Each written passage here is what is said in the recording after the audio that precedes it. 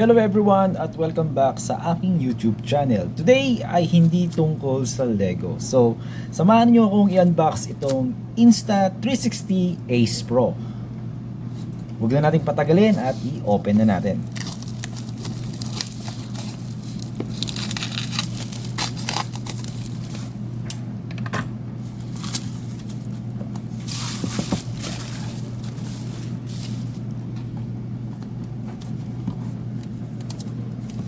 So meron pa siyang plastic.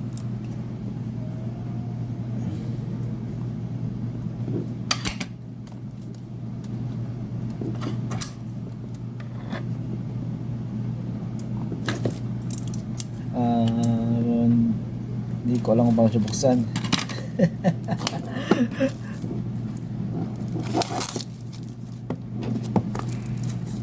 Okay pa yung box condition niya, hindi naman siya nayupid yung dineliver.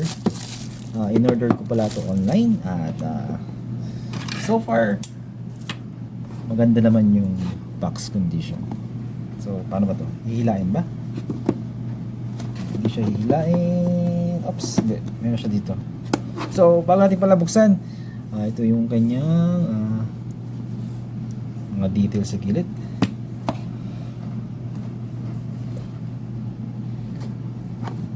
Sa harapan, sa likod naman ay ganito. At buksan na natin. Woo!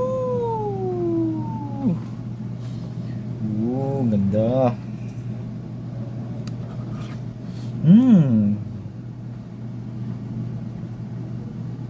Oh, ang bango ah. Ba't ang bango? Ang bango, in fairness, ang bango. Bakit ang bango?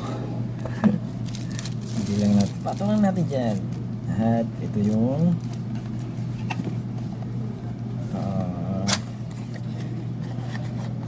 meron silica.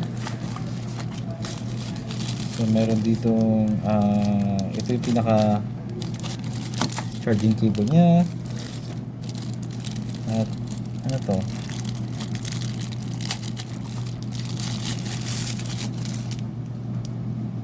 Okay, ito yung kanyang siguro para dito.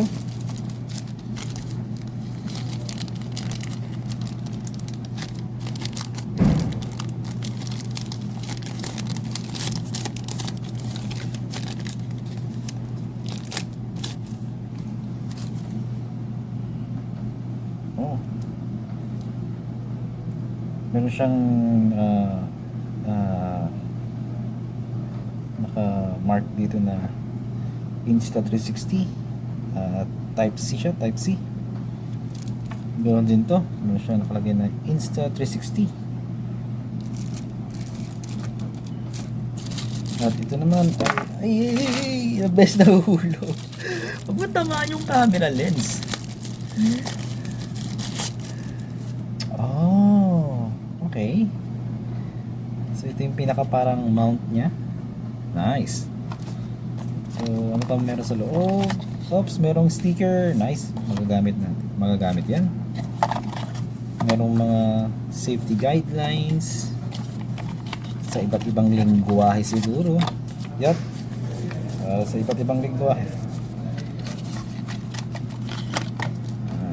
Meron pa bang iba dito? Wala na. So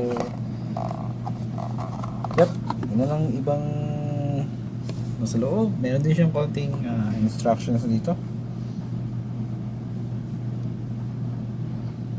So wala ata siyang kasamang USB. USB sorry. Wala siyang kasamang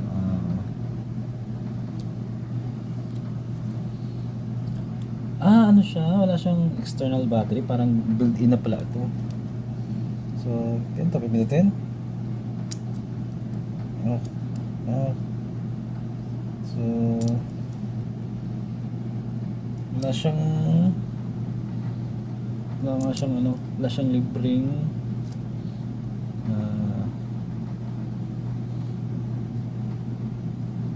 libreng memory card. At merong field. Tatanggalin ko na ba to? Hindi. Ah! Sarap pakinggan.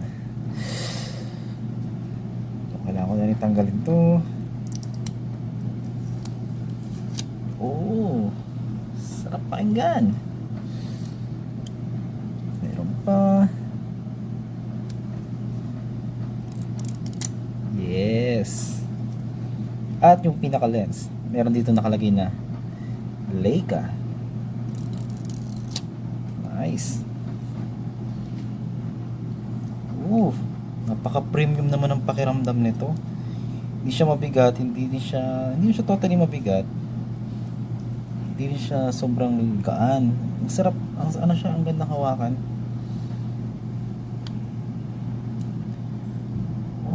Okay. Ang forma.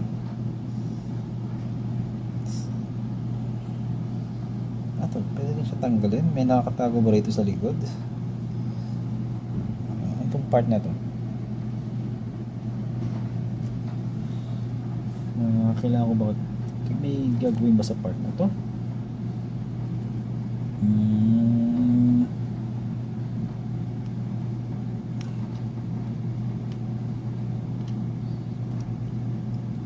Hindi ko alam.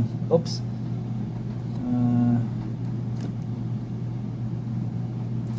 Ito yung pinaka-battery niya. Meron siyang battery ha. So, okay. Ito yung pinaka-battery niya. So, pwede tayong bumili ng extra battery. So, malit lang naman. Hindi mo ganun kalaki. Pero, yep. Very nice. Parang ang hirap lang niyang ibuksan. Pero, maaayon din yan. Meron ba siyang charge?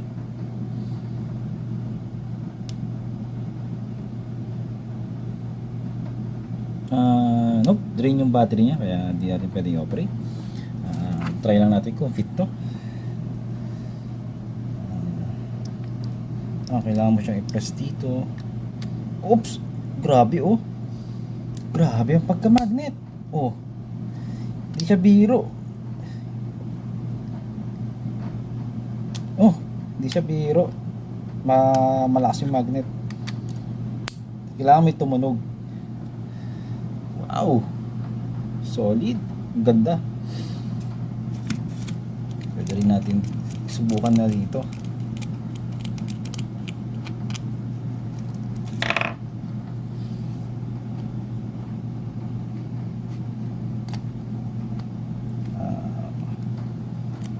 Makapit siya. Hindi siya loose. Hindi siya yung loose. Nice, very nice. At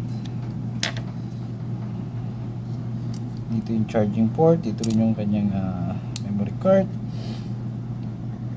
So wala tong internal storage sa pagkakalam ko at kailangan talaga ng memory card. At ito ang Insta360. Anyway, maraming salamat sa pagsama nyo sa aking unboxing nito. At nga pala, ang main reason ko kaya binili ko tong Insta360 action camera is dahil wala talaga akong official na camera. Yun ang pinaka-reason siguro. At magandang investment to, lalo na kung gusto mong i-capture yung mga moments mo kasama yung family mo. Tapos, kagaya ko na mahilig ako magbisikleta, kaya ilalagay ko rin to sa bisikleta. Anyway guys, maraming salamat sa pagsama nyo sa aking maikling unboxing. At sa susunod ulit, huwag nyong kalimutan, subscribe, like, share, at mag-comment na din kayo kung ano bang meron o ano bang magandang gawin sa Insta360 Ace Pro. Maraming salamat ulit. Have a nice day. Peace.